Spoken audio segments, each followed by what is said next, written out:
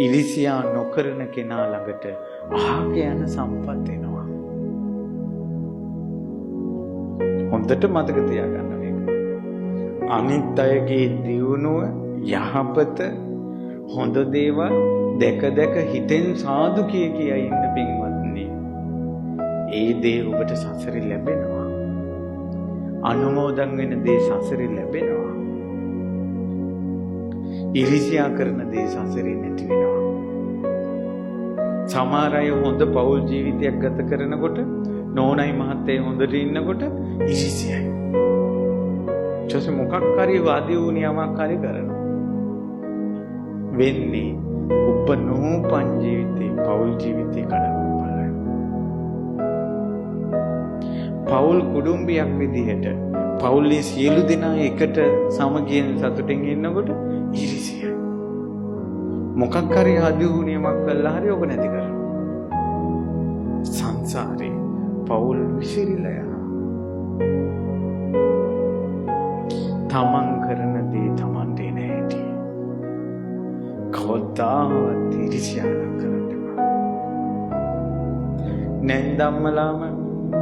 නැන්දම්මලා යෙහිලා නැන්දම්මලා ওই ප්‍රශ්න පිටිපස්සේ ගොඩාක් තියෙනවා. සමහර වෙලාවට පුතා අම්මත් එක්ක එකතු වෙ නිතර කතා කරනවා. ඒකට යෙලි ඉරිසියයි. හිතෙන්නේ මේ අම්මයි පුතයි නේ කියලා. හිතන්නේ ඔයා මට ආදරේ නෑ, ඔයාගේ හැම වෙලාවෙම අම්මා තමයි කටේ තියෙන්නේ. ඉරිසියාව. ඊට පස්සේ සමහර අම්මලා බලාපොරොත්තු වෙනවා පුතාලා බඳින්න කලින් නිතර අම්මලාත් එක්කනේ කතා බහ කරන්නේ. ඊට පස්සේ බැන්දට පස්සේ එයා නෝනට ආදරේ කරනවා, නෝනත් එක්ක කතා කරනවා, අම්මත් එක්ක කලින් තරම් ගණ දෙනව නෑ. ඒකට අම්මලාට නිකම්ම හිතට එනවා අර මේ හොඳට අපි හිටියා, යෙලි ආපු නිසා තමයි මේක උනේ කියලා. යෙලිගේ පැත්තට පටවනවා. දෙපැත්තම තියෙනවා. යෙලිත් අම්මගේ පැත්තට පටවනවා. ඊළඟට අම්මලත් යෙලිලගේ පැත්තට පටවනවා. ඊළඟට බෑනලත් ඔහොම කරනවා. හැම පැත්තෙම කොහෙන් හරි එනවා. තව ඒ විතරක් නෙවෙයි, සහෝදර සහෝදරියෝ අම්මලා ආදරේ යාට විතරක් කියලා තව කෙනෙකුට වැඩියෙන් ආදරේ කියලා ඉරිසියා කරනවා. ආදරේට ඉරිසියා කළා කියන්නේ අය සංසාරෙම ආදරේ ලැබෙන්නේ නැහැ. ඒ ඉරිසියාවේ පාප කර්මයේ ස්වභාවය තමයි යමකට ඉරිසියා කරන්නේ. ඉරිසියා කරන්න තමන්ගේ දේන් ඈත් මේක හොඳට හිතට ගන්න ඕන. වරදින තැන හිතවලට මේවා දැනෙනවා. මේක බන කියනකොට හිතවලට දැනෙනවා. හිතවලට දැනෙන්නේ අපි කවුරු තුල? අනාගාමී නොවුන කවුරු තුල? මේ කෙලෙසේ වැඩ කරන නිසා. දැන් අපි කියමු මොකක් හරි සිම් එකක්. හරි එක වර්ගයක සිම් එකක් තියෙනවා නම් ෆෝන් එක ඕන් කරපු ගමන් ඔක්කොටම එක සිග්නල් එක වැඩ කරනවා. ඒ නිසා ඉරිසියාව කියන තනේ අකුසලෙ විස්තර කරනකොට හැම කෙනාගේම හිතට දැනෙනවා මේක මට කියනවද කියලා. එහෙම වෙන්නේ තව අපි තුල ඒව තියෙන නිසා. අපි තුල ඒක තියෙන නිසා. ඉස්සර දැන් නම් ඒ වඩුයි.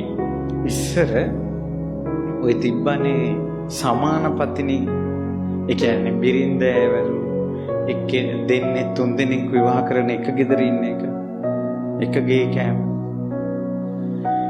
ඒ වගේ තැන්වලදී එක බිරිඳක් සමහරට තවත් බිරිඳකට ඉරිසියා කරනවා. දැන් ඒ වගේ සිද්ධියක් ගත්තොත් මම මේ කියන්න හදන්නේ එකම අර්ථයයි. ඒ තමයි තමන් යමකට ඉරිසියා කළොත් ඒ දේෙන් තමන් ඈත් වෙනවා. තිස්සයි මන්තයි කියලා දෙන්නේ එක ස්වාමියෙකුට බිරින්දෑවරු වෙලා හිටියා. ඊට පස්සේ මොකද උනේ? එක ඔය මන්තා කියලා කෙනෙක් හරිම ඉරිසියයි.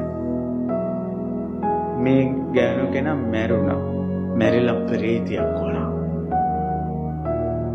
අර ගෑනු අය නාන තොටේ ඒ කුණු හොදාගෙන යන තැන ඉපදුනා. ප්‍රීතියක් වෙලා. කාන්තාවන්ගේ දහජරාව හොදලා දාන තැන ඉපදුනා.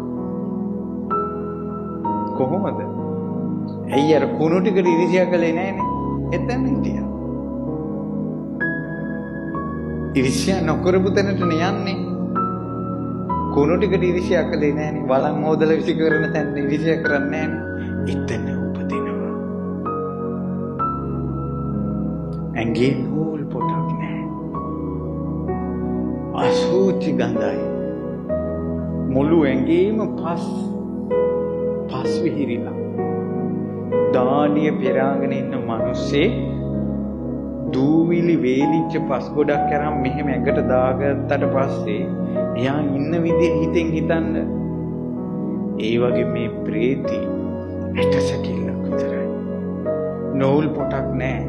ඇඟ හැමතැනම පස් අසුචි ගඳයි. දැන් අරයා නිදට යනකොට කර්මාන රූපව දැක්ක ප්‍රේතිය. මේ ගෑනු කෙනා බය වුණේ. ඇත්තටම අද කාලේ ගොඩක් අයගේ බය වැඩි. ඉස්සර මිනිස්සු යක්කු දැක්කම කතා කරනවා. උඹ කවුද කියලා. අද උඹ කවුද කියලා අහන්න කෙනෙක් හිට වෙන්නේ යකා දැක්ක ගමන් එයා වැටෙනවා. යකාටවත් විදිහක් නැහැ උඹ කවුද කියලා අහගන්න. ඊට පස්සේ ඇහුවා මේ ප්‍රීති කවුද? ඊට පස්සේ කියනවා අනේ ඔබට මතක නැද්ද අපි එක ගෙදර හිටියේ? ඔබ තිස්සා මම්මන්තා. ඉතින් සිතින් කයින් වචනේ මම පව් කළා. මන් දැන් ප්‍රීතියක් වුණා. ඊට පස්සේ කියනවා අම්මේ පුදු ඔබගේ මුළු ඇඟේම පස්සනේ. ඊට පස්සේ මෙයා කියනවා ඔයා එදා ලස්සනට මගුල් ගෙදරට යන්න සැරසිලා හිටියා. ඔයා ලස්සනට ඉන්නකොට මට ඉරිසියා හිතුණා. මං ඔයා දොර ගාවින් යනකොට හැංගිලා ඉඳලා පස් අවුරක් ඇඟට දැම්මා. ඊට පස්සේ දුවලා ගියා. පස් ටිකක් මේව දැම්මා. ඉරිසියාවට. ඊට පස්සේ මේ එයා කියනවා කර්මාන රූපවලට දැන් මගේ ඇඟේ පස්. මෙහෙම ගහයිල්ලන්න බෑ. පස් මුළු ශරීරේ. උඹගෙන් ඇයි අසුචි ගඳ එන්නේ? ඊට පස්සේ ඔයා මඟුල් ගෙදර කියන්න ලැහැත් වෙලා හිටියා. මට හිතුණා මේකි දැන් සාරිය ඇඳගෙන ආවරණ ටික පළඳ ගත්ත ගම මේකි දැන් බැබලෙයි. මට එහෙම හිතිලා කලින් දවසේ හොරෙන් ඔයාගේ ආභරණ ටිකයි සුවඳ වර්ග ටිකයි ආභරණ ටික ඔක්කොම ටික අසුචි වලට දැම්මා. ඇඳුම් ටික හැංගුවා. ඇඳුම් හංගපු නිසා දැන් ඇඳුම් නැහැ. ආභරණ හංගපු නිසා දැන් නිර්වස්තරයි. ඊළඟට අසුචි වලට දම්පු නිසා දැන් මගේ ඇඟෙන් අසුචි ගඳ එනවා. කොහොමද කර්මය? ඊට පස්සේ උඹ දැන් ඉන්නේ කහ කහනේ. ඇයි ඒ? මන් දවසක් උඹට තියෙන ඉරිසියාවට උඹ නිදා ගන්න ඇඳේ කාමිලියා ඇතුලේ වුණා. එතකොට උඹ දන්නේ නැතුව නිදාගත්තා. ඇඟේ පළු ආවා. කාම්බිලිය දම්පු නිසා මේ ජීවිතේ මගේ මුළු ඇඟම කහනවා. දැක්කද? ඉරිසියා කළේ යමකටද? ඒකම තමන්ට නැති වුණා. එතකොට අපි කෙනෙකුට ඉරිසියාවෙන් කරන්නේ ඕනියමක් නා. අපි කියමුකෝ ලස්සන ගෙයක් හදන එකට භූමි පාළුවක් නම් දාන්නේ. ලස්සන ගේ ලැබෙන්නේ නැහැ. අර දාන දේ ලැබෙනවා.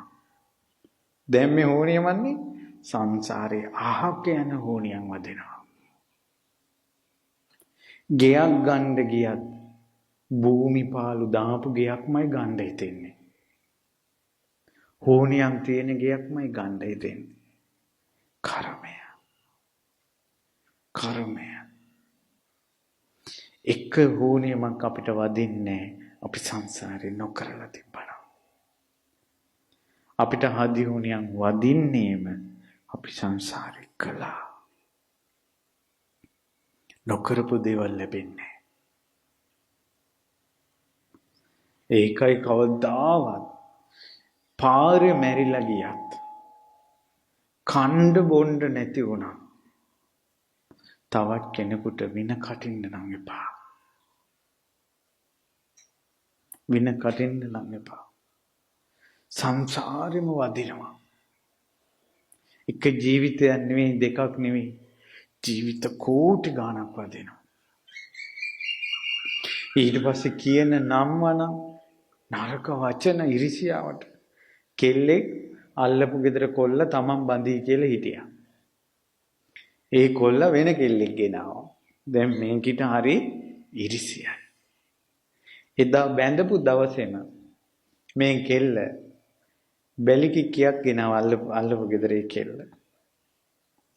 හිමීට අහගත්ත අර බැඳපු කෙල්ලගේ නම මොකද්ද කියලා. රෝසි. අර කියාර බැල්ලිට නම දැම්මනේ මේ රෝසි කියලා. දැන් උදේ පාන්දරට කෑ ගහනවා පහුවදා ඉඳලා බැල්ලි රෝසි මෙහෙවර බැල්ලි කියලා.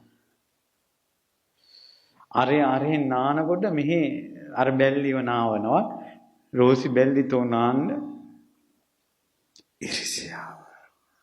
කොහොම පාපේ සකස් වෙනවද? සමහර අය මුළු ජීවිතේම පලි ගන්නවා ඉරිසියාවට. ඒකයි සමහර අය ඔය ආදරය කරන ළමයි තමන් ගොඩාක් කෙනෙකුට ආදරය කළා යා වෙනස් වුණාට පස්සේ ඔයා වෙනුවෙන් මං තනිව ඉන්නවා මගේ පිවිතුරු ආදරේ කියලා වචනෙට කිව්වට හිත ඇතුලෙන් ඉරිසියාවෙන් දැවෙනවා. සාප කරනවා. එතකොට සංසාරෙම ආදරයක් සෙනෙහසක් ලැබෙන්නේ.